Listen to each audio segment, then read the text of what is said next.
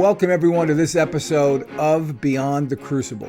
I'm Gary Schneeberger, the co-host of the show and the communications director for Crucible Leadership. And you have clicked play on. We hope you have clicked in the past or even right now, subscribe to a podcast that deals with crucible experiences. Crucible experiences are those things that happen in life. They happen to you sometimes. Sometimes they are maybe caused by other people. Sometimes they're caused by us, by ourselves.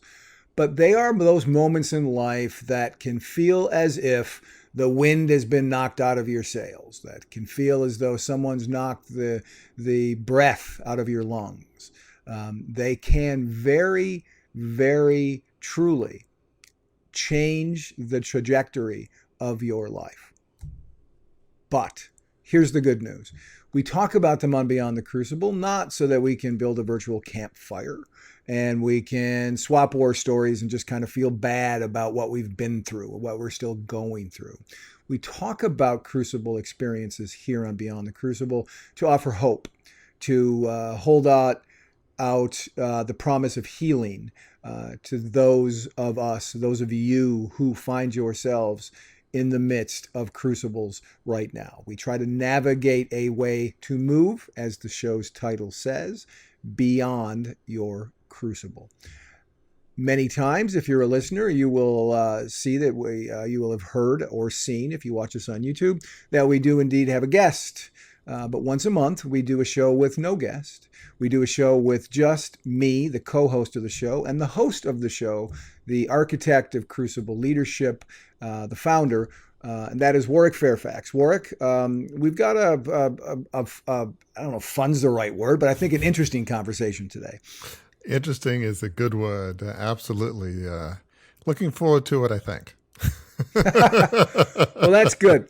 It's always good, listener, when the host is a little bit off balance on the show. So this is good. I'll do my best during the course of the episode to maybe knock Warwick off balance a little bit as we talk about this subject. And the subject that we're going to talk about is the subject that Warwick covers in a recent blog on his website, on the website for Crucible Leadership, crucibleleadership.com. You can find the blog.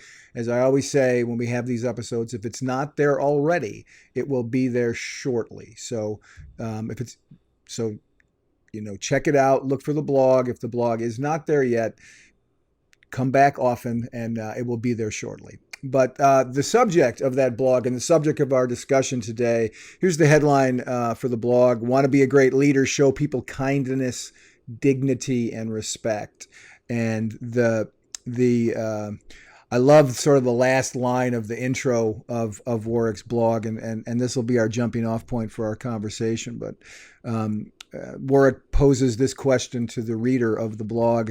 So how do we avoid becoming an unkind jerk in a very technical business term? How do we avoid becoming an unkind jerk? Or if we are somewhere on the road to becoming one, what do we do? And that's, we're chuckling at the language there, but the reality is very true, Warwick, that it is not just possible, but sadly common when we're moving along in our career that we sort of leave kindness, dignity, and respect behind in pursuit of our goals.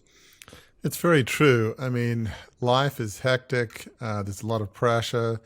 We live in very pressure-filled times, divided times, COVID, people working from home. Everything, our lives are turned upside down. And even without that, as we rise in organizations, our bosses are more demanding. Typically, you get paid more, you get expected to work more. There's no free lunch in the corporate world. And our bosses, shareholders, boards, they feel pressure. Pressure flows downhill, and it flows to wherever we are in the organization chart, be it high level, mid-level, lower level. And as the pressure intensifies, the demands to get things done, we might think of ourselves as kind people that treat people with dignity and respect. But the challenge is, as the pressure intensifies, it's like, this stuff's got to get done. I don't have time for nice. It's got to get done. If it doesn't get done, maybe people need to be chewed out a bit. It's not a conscious thing, but it's just, we don't operate as our best selves under intense pressure, or at least it's much, much harder. Right. And so, it's easy to think, oh, I'm a kind person. I treat people with dignity and respect. Well, maybe not always. And so that's why I sort of hesitate as I got into this, because those are some of my highest values, treating people with kindness, dignity, and respect. It's not just the task, it's task and people. But I'd say even me, I mean, maybe especially, maybe all of us, we're going to have moments when it's like, really? What just happened? Right. If we're self-aware enough. If we're not, then stuff happens, we don't even realize it. So the point is, this can be all of us, especially as the pressure mounts, as we rise in organizations. Yeah, it's almost inevitable that we will have this tendency. And it's interesting, and I hadn't thought about this. We have not talked about this beforehand. I hadn't thought about it until you just said what you said about as we rise up and pressure mounts and things can change. You've talked in other episodes, you've talked about mission drift and the dangers of mission drift, how you have this vision for what you want to do in your business, you have a vision for your life of significance. And as you pursue it, you can get off course. And even just a degree a day or a week or whatever can take you pretty far, from where you want to go. It's true what you're saying, I think, also about personality drift or leadership drift or kindness drift. You can think you're going there, but you can make little compromises as you move along, as you move up that ladder. And that can lead you to a place where you go, oh, geez, I have become what I never wanted to become, right? And that's really almost your worst nightmare. I mean, as we talk about kindness, dignity, and respect, I would term them as values. So really, kind of what we're talking about here is values drift, which is mission drift is bad. Value drift feels significantly worse, because values sum up what we believe in, who we think we are. We've talked about, who we are and what sums that up, and our soul, and we've in other podcasts and blogs. And so when you start drifting from your values, you start drifting from everything that we think that we are and everything that's important in life. And so when you're not who you believe is really important to be, that's pretty sobering. So, if you value treating people with dignity and you somehow demean somebody without even thinking about it, because it's like, look, I needed this yesterday, and you're giving it to me today. It's not done right. I mean, why did I hire you? I mean, what the heck's going on here? I mean, I'm going to get chewed out by my boss without even saying, gosh, normally you do good work, but what happened? Maybe they say, well, stuff has been tough at home. I've got some kids that are sick, or maybe had a death in the family. You might not even know because you didn't ask. And you chew them out without even thinking. Then, of course, you've found out later the full story. Then you feel like, horrendous. But it's very easy to do to treat people in a way that's not in line with your values, which is, it may not be soul destroying, but it's soul damaging, especially if you start doing that a lot. And what you don't want to have happen is, people around the water cooler, which obviously doesn't happen as much these days, or your dinner table, or parents, cousins, whatever, say, I remember John, I remember Mary, and they were so nice in high school and college, but I feel like they're different now. I mean, what happened? It's so sad, That's not uncommon. And you don't want to be the subject of that kind of it's so sad conversation. You know?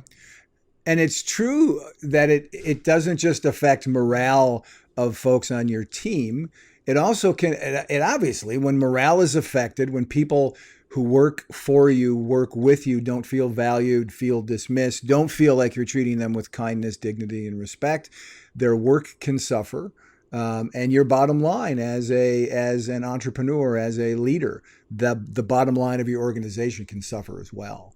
Right. I mean, people don't mind working hard if they believe in the mission of the organization and they believe in the leader, at least not for a season, maybe not 24/7. But if you start not treating people well, and obviously you start moving out of alignment with the mission, people are going to start saying, well, what's it all for? I mean, I don't need this. Life's too short. I just worked till 10, 11 o'clock for 4 or 5 days in a row to get the proposal done. And I didn't hear a thank you. I didn't hear a sorry, things are so tough. I didn't hear anything. It's like, really? I just get chewed out because, I missed a paragraph somewhere, or, I forgot to include something. And, 99% of it was great. And I get chewed out for the 1%. I mean, seriously. People who can, the best and the brightest, people who have options, they'll leave. They'll say, forget this. Life's too short. Let me go and work for somebody that's a human rather than some robotic automaton that just cares about the task. I mean, who needs it? I'd like to work for a human, not a,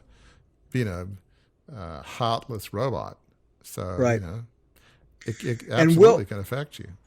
Yeah. And we'll get into very quickly the next transition here. We'll get into the specifics of your blog and the point-by-point way that you look at how you both guard against abandoning kindness, dignity, and respect, but also how you can course correct in the midst of it. But before we do that, one of the things you hinted at it earlier when you talked about COVID.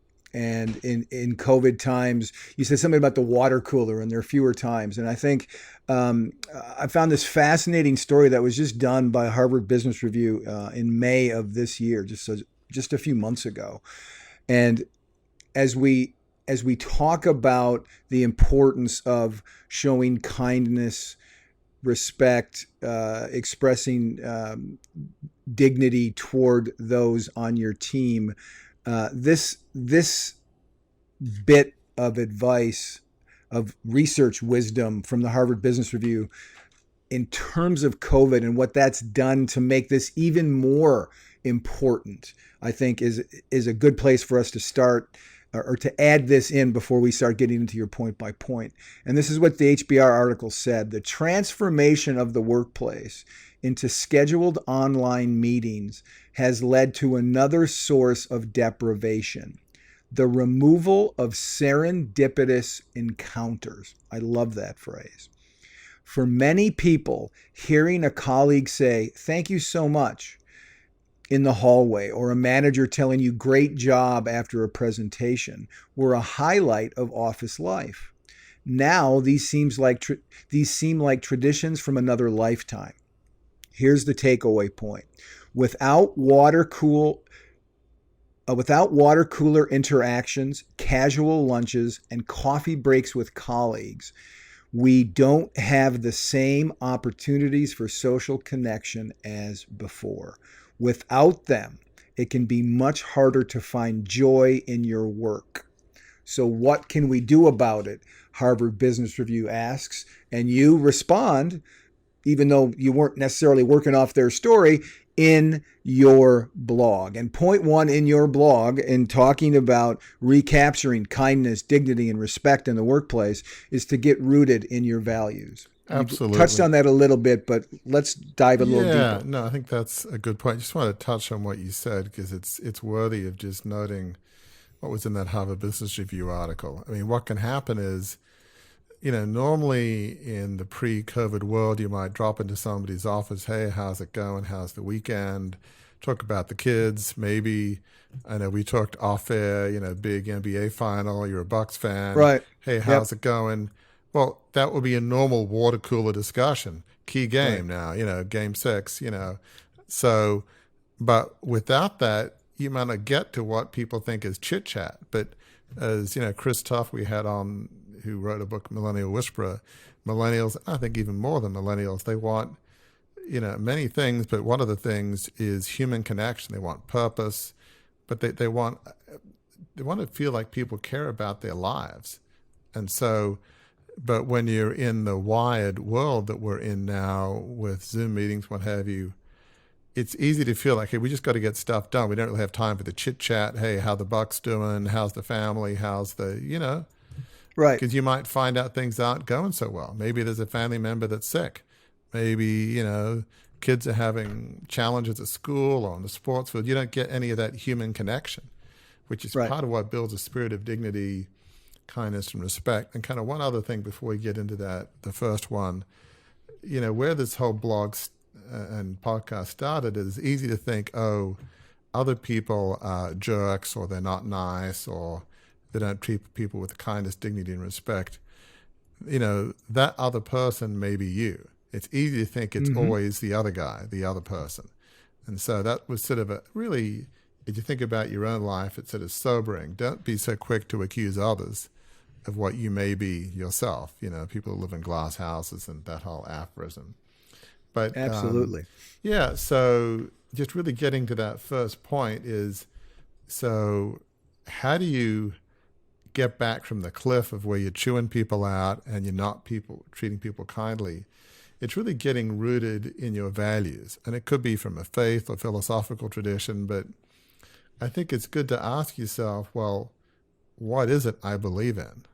Maybe it's kindness, dignity, and respect. Maybe it's honoring people. Maybe it's generosity. Maybe it's listening to people, valuing people. We all have values that are, deeply rooted. And so just, try to understand, okay, what is it I believe in? Because it's easy, it may be obvious to say, but when you're running 1,000,000 miles an hour, how often do you think, gee, and what are my values? It's like, I don't have time to think of these airy-fairy, ethereal, philosophical things. Stuff's got to get done. So values, I don't know. Not everybody even knows what their values are. But that's the first point is, who are you? What do you believe in? What are your values? And it's not just airy-fairy. I mean, that's a great adjective to describe it, but those values and what is at the end of acting on those values affects the bottom line. Again, from this Harvard Business Review article, they write this: being recognized at work helps reduce employee burnout and absenteeism and improves employee well-being. Gallup finds year after year in its survey of U.S. workers. Receiving a compliment, words of recognition, and praise can help individuals feel more fulfilled, boost their self-esteem, improve their self-evaluations, and trigger positive emotions. Decades of research have shown.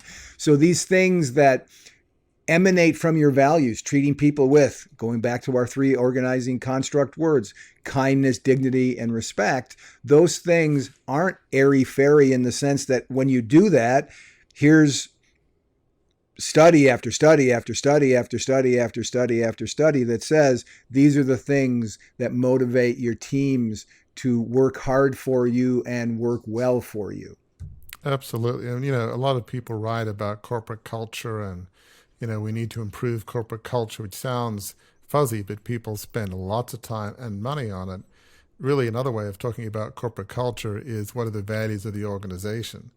And ideally, you work for an organization whose values are in line with yours. If they're not, why are you there? Especially if it's really out of alignment. If you value kindness, dignity, and respect, you're in some organization that is, ruthlessness, ambition, and greed or something, it may not be a good fit. They might not articulate that on their, mission statement or value statement. Hey, we're about, greed and, but it may be evident there. But let's assume there's some kind of alignment. You have to lead out of what your values are. You can't lead out of somebody else's values. So, you want to create a positive, sustainable corporate culture where people are motivated. If people feel downtrodden and mistreated, they're not going to work hard for you. They're not going to give it the extra mile. They're not going to give you that game-changing suggestion. It's like, why should I give this jerk that I'm working for this suggestion? It'll probably just help his career. He'll give me no credit. And I mean, what's the point? Right. I'm just going to do my job, punch in and punch out at the end of the day. And so long as I do my job, that's all I care about. I'm not going to go the extra mile. There's no way for this guy. No way. Right. And I'm going to actually call him out by name here. I had a boss. I worked at Focus on the Family. I was the vice president of communications there. And my boss was Jim Daly, the president of the organization. And I used to say about Jim, there are some bosses that you can work for, and I had worked for them in my career up until that point. There's some bosses that you wouldn't necessarily follow into, I would say. There's some bosses I've worked for I wouldn't follow into an ice cream store if ice cream were free. But I would say I would follow Jim Daly into a burning building simply because he said, let's go. And that was all rooted in the kindness, dignity, and respect that he showed me and he showed others and he showed the constituents of Focus on the Family. I mean, that was... his character led to that kind of loyalty, and I'd like to think led to good work out of me as I walked that out. I mean, that's such a great example. And you think about it, wouldn't you want your team, your employees to say what Gary just said, that they would, walk into a burning building just because you asked? It's that kind of mentality that says, hey, we've got this bid coming up, we've got this deal, there's challenges in the marketplace. We're really going to have to step up our game for the next few months. You want people saying, great, tell me what you need me to do. I'm in. Just because of who you are, I'm in. What do I need to do? Okay, it's not exactly my job description, but I think I can do it. No problem. What do you need me to do? As somebody once said, the answer is yes. What's the question? Right. Yeah, and that's another way of phrasing it. And that's what with you and Jim Daly, right? Hey, I'm really going to need you to step up here, Gary. You'd say, great, the answer is yes. What do you need me to do? Absolutely. And it's still like that. If I still have the opportunity to, to do something for him, I would still do it. So I would say this as we wrap up this section on values. You use the words, and I love the phrase airy-fairy, but really it's heavy Chevy, right? I mean, your values, because they have impact on your bottom line. They're not airy-fairy at all. They're heavy Chevy. Second point. Just one thing on this. Not only does it have impact on the bottom line, it has impact on your career. Okay? Amen. I mean, what kind of performance approval are you going to get from your boss? Well, get stuff done, but this person's team hates him or her. Okay? Right. They're leaving in droves. I mean, how in the world would, in a sane organization, let's assume that they're somewhat sane and they somewhat care about the bottom line, why would you promote that kind of person? I mean, it's like they're, I don't know if the word is pariah, but it's like there's somebody that everybody runs away from, you know?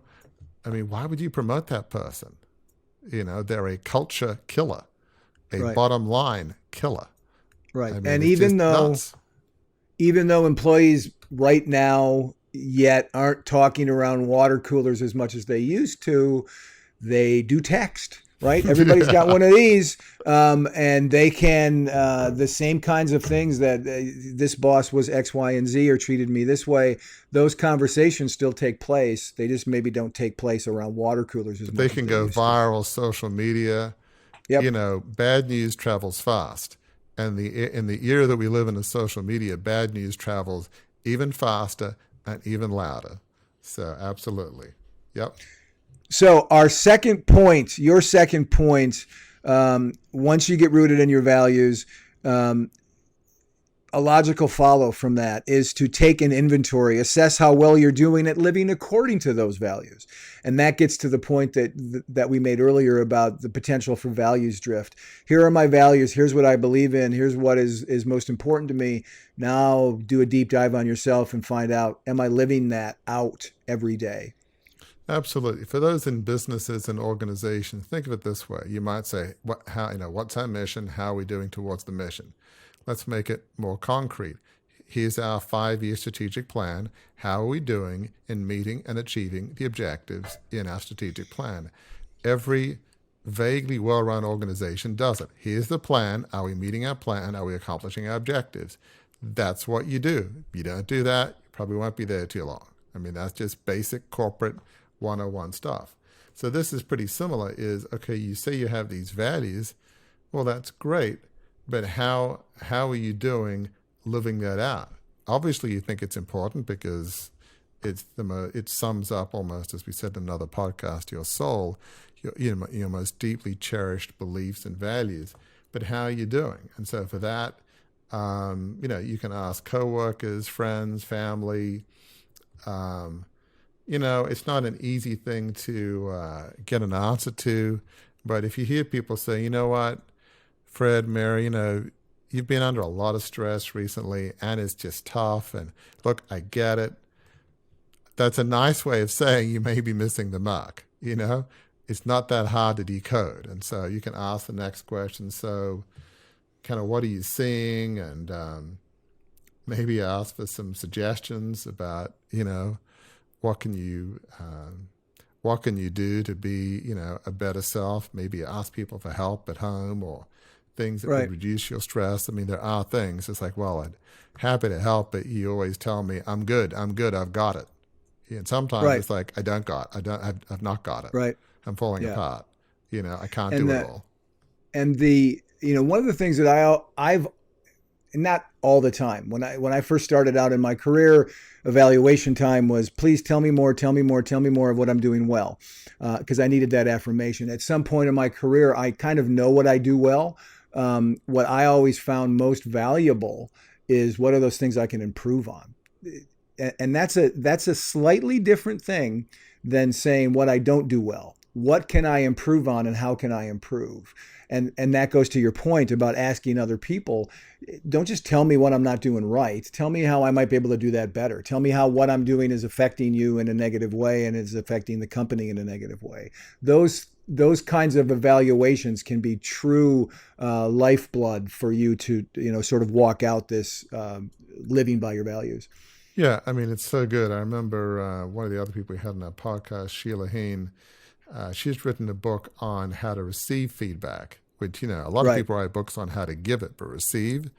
And you're really talking about some of the themes that she's talked about in her book. But one of the things that relates to another thing we've talked about is if you get your whole sense of inner self-worth and self-esteem from your job, and somebody tells you you're not doing it too well, or there's stacks of things you could improve in, and that's hard to take. And so if you want to receive feedback well and ask the question, what are areas I can improve in? And let's say that touches on value. Well, I think people are a little scared of you. One of the people we had in our podcast, Kathleen Merkel, she was in her 30s, hard-charging, driven person, and her woman boss said to her, Kathleen, you scare people.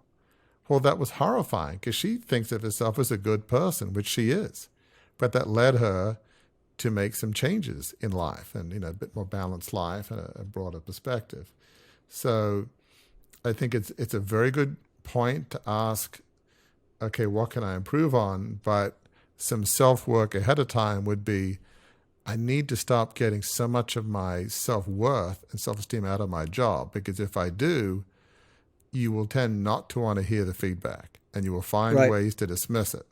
If you want to receive that feedback so that you can live in line with your values, try to, start decoupling your sense of self-worth from your job.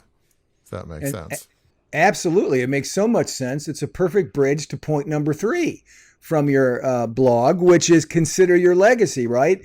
We've talked many times on this show about you don't want your legacy to be to your loved ones how many zeros were in your bank account. You don't want your legacy of how you're remembered to be, this success, that success. I've shared on those podcasts the 3 top musical artists in their genres: Johnny Cash in country, Frank Sinatra in jazz standards, and Elvis Presley in rock and roll have on their headstones 0 numbers of how many gold records they had, right? Johnny Cash has a psalm on his. Frank Sinatra's, which I've been to, says the best is yet to come at the top.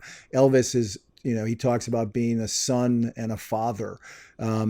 So this idea of considering your legacy helps you as you say, what do I want to be thought of, be remembered for? It helps you move beyond what you were just talking about. Your identity only comes from your work. Yeah, it's such a good point. I mean, really, legacy is related to values, because you think that at your funeral, somebody's giving you a eulogy, some family members. Afterwards, they're chatting, maybe outside a church or outside the cemetery, and just saying, so what do we think of that? And you start talking about them, about happy memories, variety of things, from that make you laugh and cry, a whole series of things. Well, what you want the conversation to be is, I don't think you want to say, well, they were super successful, had the nice house, the nice car, the nice boat, they were CEO. Yeah, they were very successful. And then there's a pause. And there's nothing else. Right. It's like, really? For most of us, it's like, no.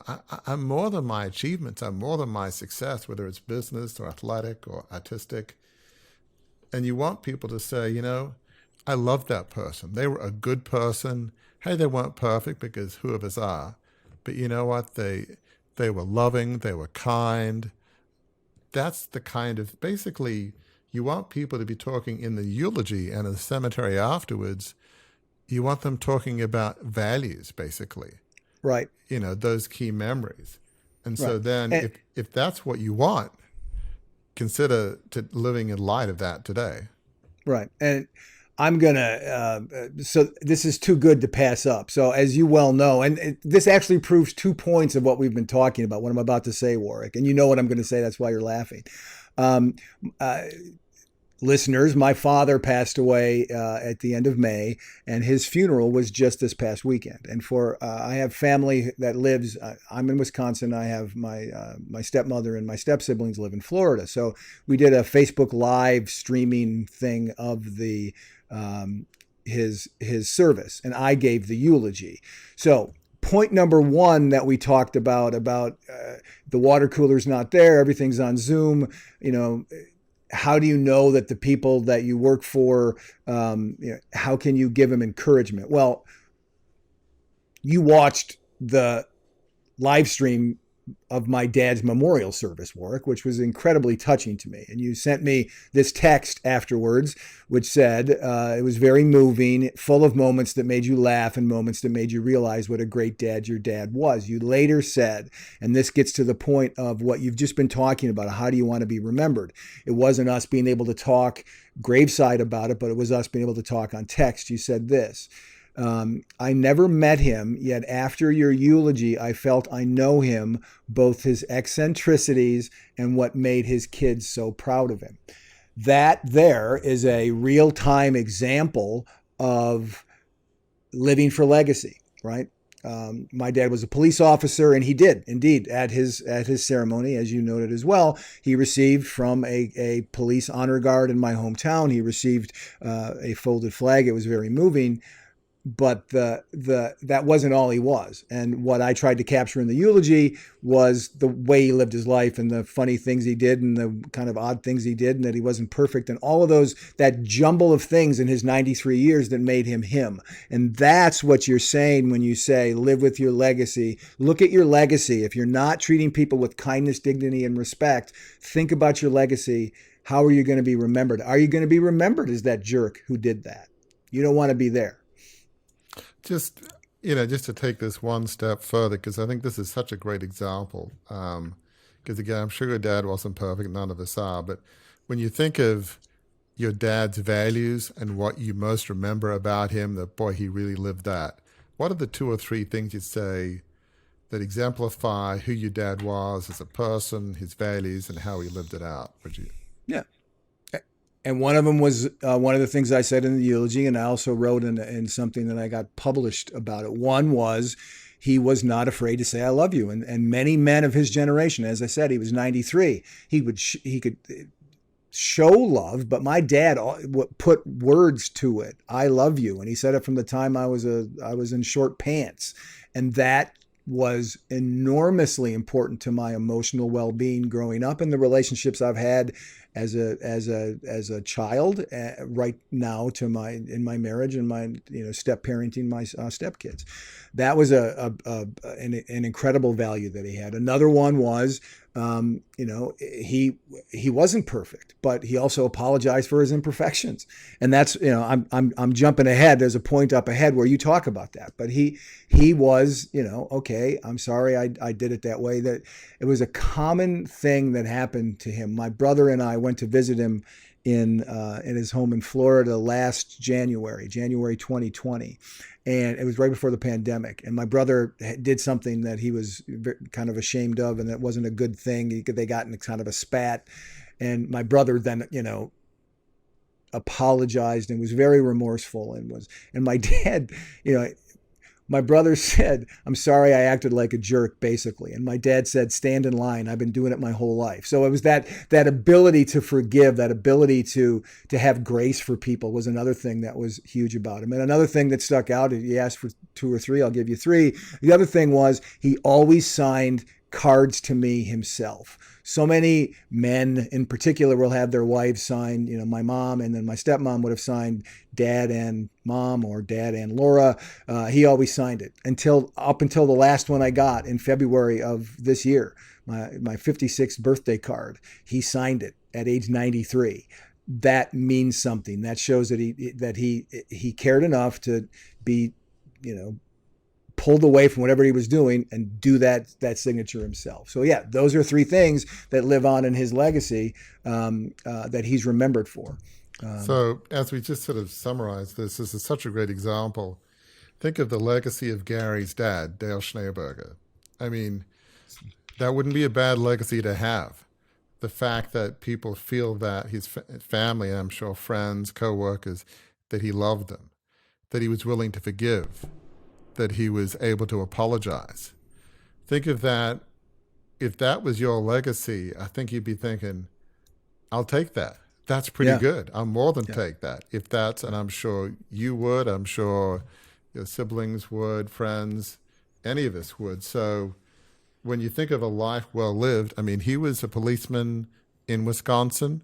He wasn't a CEO, but what would you rather? The CEO who's striving for money and power and nobody liked, or Dale Schneeberger? Whose legacy would you rather have? I think any sane person would say, I'll take Dale Schneeberger's legacy any day over some corporate CEO who's all about greed and power. So think about what do you want your legacy to be? And that's a pretty good example of a life well lived. So, okay. And I think it's a good bridge. Again, you're building great on-ramps to the next points, Warwick. It's a good bridge to the next point in your blog, and that's number 4, which is seek significance, right? The idea of a life that's not rooted in only your achievements, is not rooted in what you do for a living. It's a life of significance. And I would argue, and I argued that in my eulogy, which was a Herculean effort. It was 93 things about my dad, so there's a lot of stuff in there. Because he was 93. Right, because he was 93. So I did one for every year. But that all adds up to significance, living a life of significance. If you live with legacy in mind, it's almost impossible not to live a life of significance, it seems to me. Absolutely. Well said. So really, we talk about all the time. I mean, it's one of the key themes, maybe the key theme, I'd say, of Crucible Leadership is as you bounce back from your crucible moments, those times of setback and failure, you want to live a life of significance, a life dedicated to serving others and fulfilling a higher purpose. What do you want your legacy to be? That is a good clue to go back to understand what does significance mean to you. And I think for most sane people, it does not involve power and money and success. Not that success is wrong. You can be successful and significant. But it's more living in line with your values. What do you want your life to count for? What do you want to be remembered for? And really seeking significance is probably another way of saying, live your legacy today. Your legacy and your values are built up of small steps, of minutes and hours and days and weeks and months.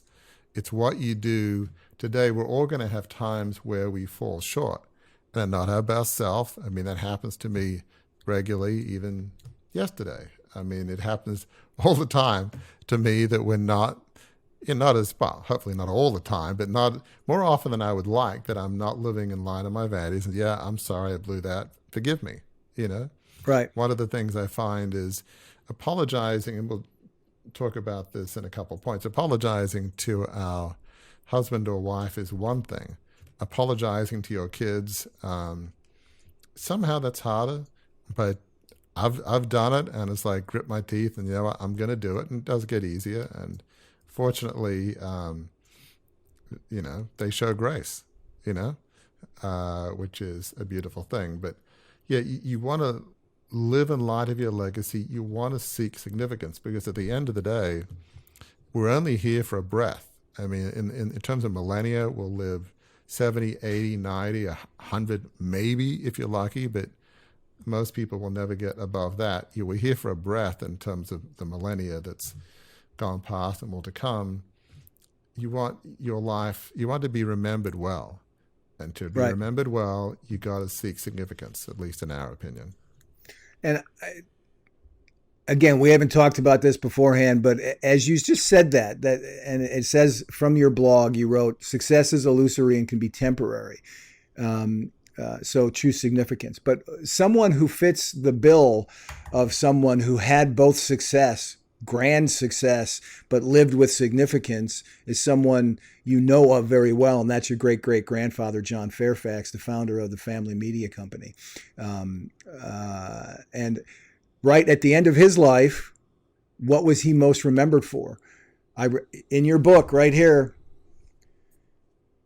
Crucible Leadership, coming out October 19th. In your book, you talk about the way that his employees, because of the way he treated them, how they were touched and moved and by his death. And it wasn't all of his grand, all the money he made and all the papers he acquired that they remembered. It was the way he treated them, the way he treated people. It's so true. Yeah. I mean, he died in like 1877, so, Victorian era. And his employees said, we have lost a kind and valued employer, like a kind and valued friend or something like that. It's like, that's not 1800s kind of talk, This isn't the age of touchy-feely, This is just, this is the age where, you got a paycheck and you were happy to get a paycheck. And you weren't talking about corporate culture and all that kind of thing. It was just, if you get a paycheck and can feed your family and kids and got a roof over your head, you will consider yourself fortunate, So, yeah, he lived his legacy. He was a person of great faith. His, wife loved him dearly. His kids loved him. His employees. He was an elder at church. He built a successful business, Sydney Morning Herald, and then more than that. But he lived his legacy, and it's as I think of his legacy, I haven't exactly lived out the business side. Obviously, as listeners would know, with the whole $2 billion takeover that didn't work. But in terms of his faith legacy and how he treats people, you better believe that is animating and motivating for me. That if I could get like 10% of how he lived his life, I would consider my life well lived. Because his, as a businessman of faith, I feel like he's almost the gold standard. It's just awe-inspiring about how he treated people and his sense of values. And I mean, there's a lot of stories that we could go on, but he would pay people back when he didn't have to. He was bankrupted by an unscrupulous lawyer for a story he wrote in a paper in England. Judge ruled in John Fairfax's favor, saying the story was accurate. Lawyer kept suing him and eventually bankrupted him. He goes back, I don't know, a couple decades later or something, long time later. He repays his creditors. When, as everybody knows, when you bankrupt, you don't have to repay your creditors. You wipe clean. But not only did he do that, he repaid this guy who had passed away, his widow, for their court costs. I mean, who does stuff like that? That's just, to me, almost nuts. But his sense of generosity and forgiveness was awe-inspiring. So, yeah, great example of somebody that is living a life of significance at a level that almost seems like it's impossible to reach. But it's always good to have goals to aim for. Absolutely. The fifth point is to serve others and serve a higher purpose. Tied a bit to the fourth point, is there anything additional you have that you kind of want to add to that? That point? I mean, one of the things I say in here, and I got this from Brian Price, who is at Seton Hall and leads the Pacino Leadership Institute there. He was U.S. Army, and he said they have a motto, which is mission first, people always. And so really, you want to accomplish the goal. And obviously in the military, their mission, you don't succeed. It's a matter of lives and national security. But I think you can achieve the mission, but you can also serve other people. And if you don't have a cohesive team, well, you probably won't achieve the mission. So it's really, we define significance as serving others and serving a higher purpose. So I'd say serving others, I think, is understandable. It's not about you, it's about other people. But serving a higher purpose, it could be related to your faith, some philosophical tradition, but what do you really think life's about? Right. And maybe it's a faith, it's a religion, it's a philosophy, but whatever you think life's about, then you want to serve that purpose. Maybe you think that the world is a place that needs to be preserved in terms of nature and the environment, and we need to have a planet that's cleaner than the one that we grew up with. Whatever your higher purpose is, live that higher purpose today. Absolutely. And that is again, so many of these points, listener, focus on this idea of, right, how do you capture, showing people kindness, dignity, and respect? How do you do that? There's 3 or 4 points in a row here about the importance of significance, about the importance of those things that are not, of pursuing those things that are not temporal, pursuing those things that are not maybe headline grabbing, but pursuing those things that are investing in other people, defining a life of significance. And here's, this point that we just went through is serving others and serving a higher purpose. That is the key. If you do that, I would argue, it seems, I don't know how you can lead a life of significance and to go back to the words you used in your blog, and be a jerk to people, right? I mean, it's like one will blot out the other. If you're truly pursuing a life of significance and you're keeping track of your values and you're making sure you're not having engaging in values drift, I think you will end up in that life of significance. However, please go ahead. Well, I was just going to say, however, that does not mean we're perfect all the time, as you've said. And that leads to, I was going to say, that leads to the 6th point. Sometimes you're going to get it wrong. Sometimes your wires are going to get crossed, and you're going to be in a position where you're going to need to apologize. Absolutely. Just one other thing just occurred to me on serving others. You often hear people say, like, life's tough right now. Competition is tough, and we just need to work harder. Cut some corners in the sense of, I'm not treating people as well as I'd like to, but the stuff's got to get done, and I don't have time to babysit people. And, the point is really getting back to mission first. People always don't justify just because times are tough, it's COVID, the economy's tanking, life's tough at home, all of which are real. Okay. Right. Sometimes the home life can just derail us, and that's understandable. A divorce, life, tragic things happen, and it may be understandable, but no matter what's happening to you, it never justifies how you treat other people. Don't use that as an excuse. It's a cop-out.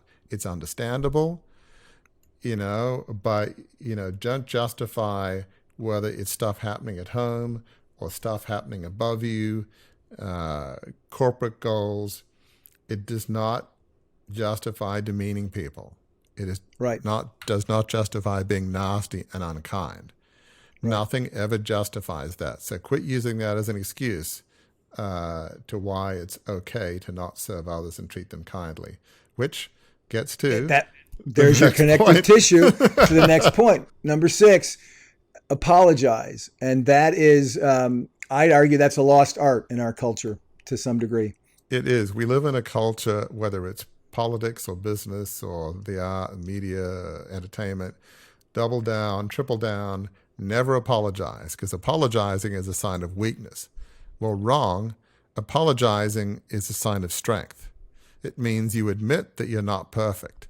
You admit there are days when, why is apologizing hard at times? Because we have this image of ourselves as this perfect, good person. And so when you have to apologize, you have to admit, maybe I'm not as nice and as good as I would like to think. Maybe I'm not living my values. Maybe I'm not perfect. And so if you have your self-esteem wrapped up in your values, I believe self-esteem is really, it should be, from a faith perspective, wrapped up in the fact that we're a child of God, or just by the fact that we're human, we have an innate sense of worth. But you've got to be willing to say you're sorry. Here's the sad fact is we all are going to blow it and make mistakes. Yep. I don't care who you are, because you given a certain stress and given a certain set of circumstances, sometimes you might think it's tailor-made to set us off.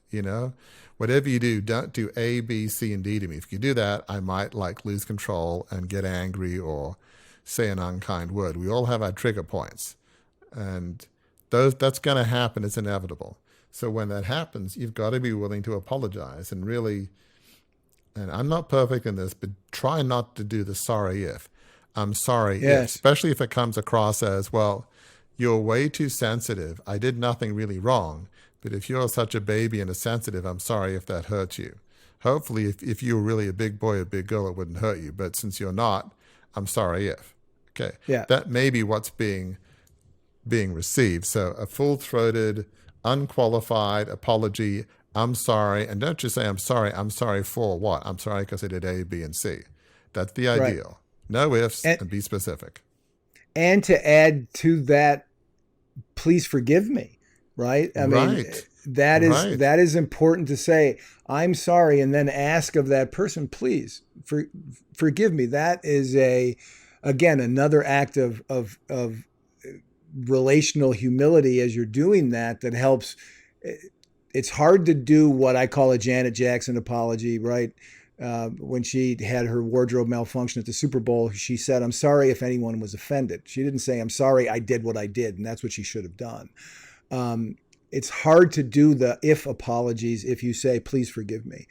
When you say that, it's a very humbling thing. It's a very humbling position to put you in, and you will find over and over again, overwhelmingly, people will indeed forgive you. It's a very good point. And it's almost a lost art. You're not always going to live your values, but if you're somebody that tries to live their values and you apologize, back to Gary's metaphor of, running into a burning building, you'll run into a lot of burning buildings for a boss that tries to live their values, doesn't always succeed, but when they mess up, they apologize. You'll be like, sign me up. Okay. I want to work for this guy. I want to work for this woman. So that will breed tremendous loyalty, because sadly it's so rare. Right. And the connection, here we go to number 7. You do that and it builds great personal capital, but it can also enhance financial capital. Your point 7, treating people with kindness, dignity, and respect can enhance success. You asked the question, how can that be? And then unpack it in the blog. How can that be, Warwick? Think about it. Who do you want to work for? An unkind, gruff, take no prisoners kind of boss that will fire you in a millisecond if you can find some person that's better than you. Could care less about you as a person. Never ask about your family, about your parents. It's all business, all work, and never gives you any praise. And at the least smallest mistake, you've got 99 things right. You do one thing wrong, and they just chew you out. People are going to leave that person. They're going to, especially those, I say the best and the brightest, the people that have the most options, they'll leave. And so, you want to work for an organization whose mission you care about. You want to feel like it's being well run and financially stable. all of those, I think, are a given with most employees, with most team members. But, you know, a lot of things you want to work for. You want to work for a person of vision, that's helpful. But you ask people, they want to work with somebody they respect, they admire. And a big part of respecting and admiring somebody is how they're living their values. Are they treating people kindly? Do they listen? You know, if your CEO happens to walk into your cubicle and just says, hey, how's it going? How's the family? If they remember your name and ask just some personal thing, you're like, how in the world can they know who I am all the way down here in the organization? It matters a huge amount. And so those kind of leaders, whether it's your boss or several layers above you, that creates a culture where you model for those around you how people should be treated, and then others start doing that. I mean, it's probably not a perfect analogy. I think in tennis, you know, two of the top tennis players, Rafael Nadal and Roger Federer, they always have this sense of dignity and respect for people.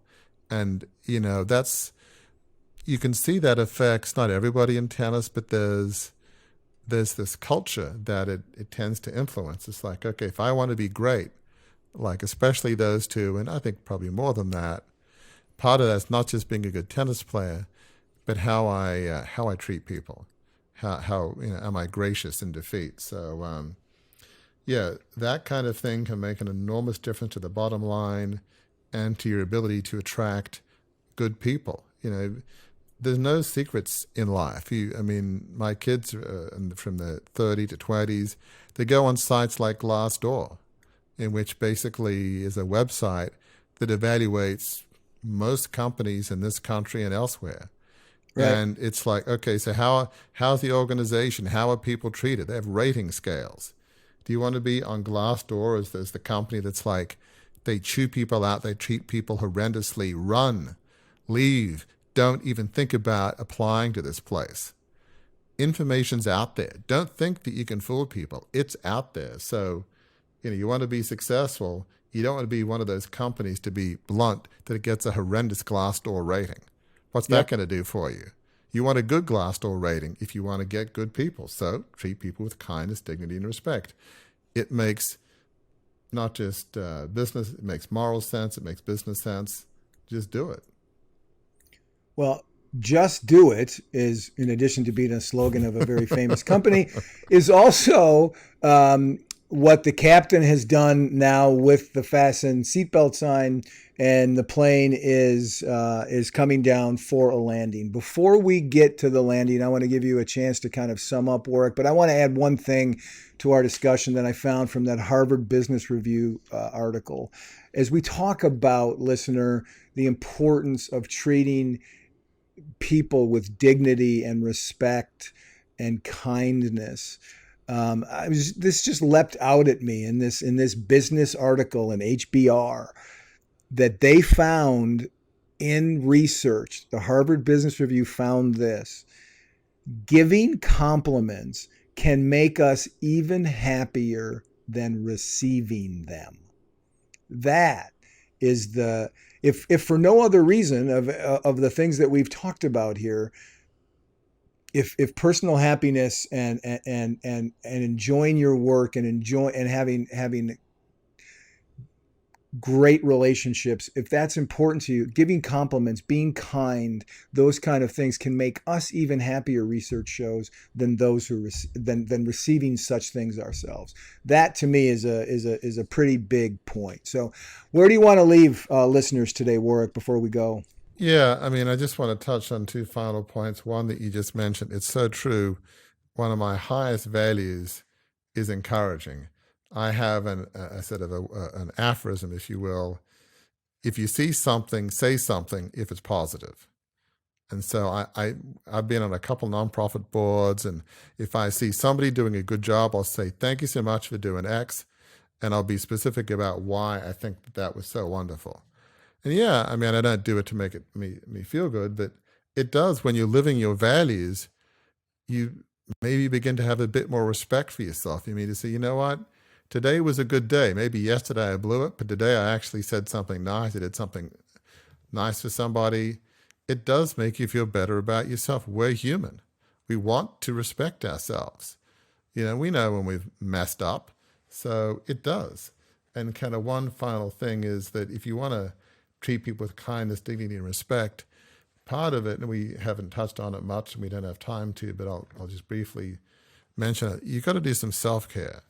And so whether it's, exercise, running, whatever it is, a walk in nature, getting in touch with your spiritual values, prayer, whatever it is, maybe a hobby, painting, a creative thing, whatever it takes, you want to be able to do some self-care so that when you turn up at work, you can be your best self.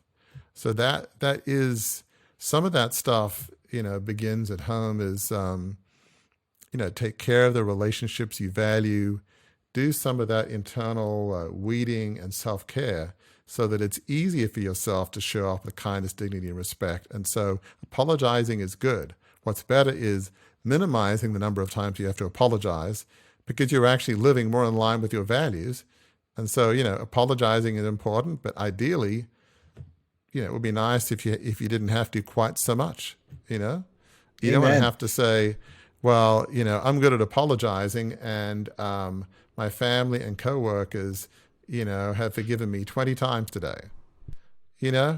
That's asking a little bit too much grace of that many mistakes in one day with one person. So, yeah, Absolutely. I mean, it's time to sort of live your values today. You want to be a great leader, show people kindness, dignity, and respect, live what you believe today. It will make you feel better about yourself, and you'll actually do better at work too. So it's a win-win.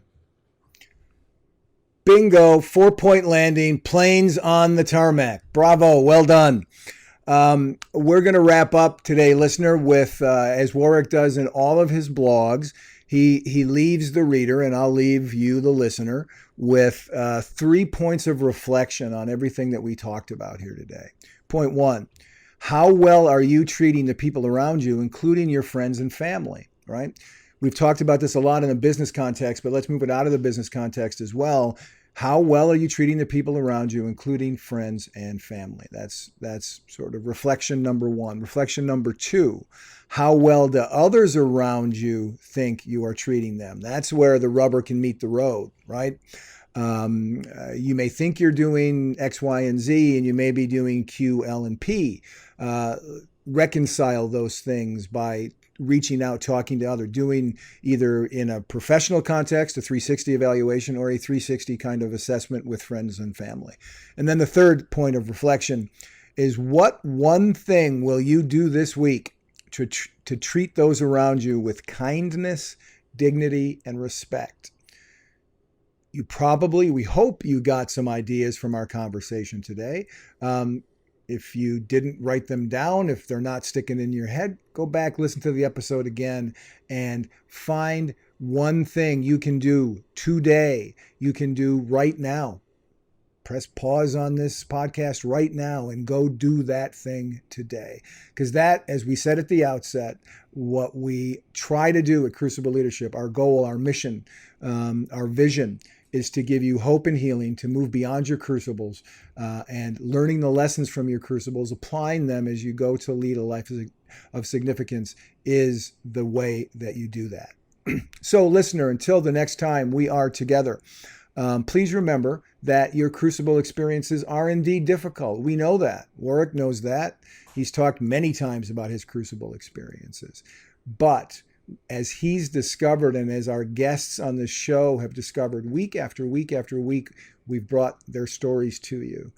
Your crucible is not the end of your story. In fact, if you learn the lessons of that crucible, if you apply those lessons, if you do things like we're talking about today and treat people with dignity, kindness, and respect, it can in fact be your crucible experience, can in fact be a rewarding time in your life. It can be not the end of your story, but the beginning of a new chapter of your story that can be the best chapter of your story. because at the end of that chapter, the final period on the final sentence on the final page of that chapter is one that leads you to, that brings you to a life of significance.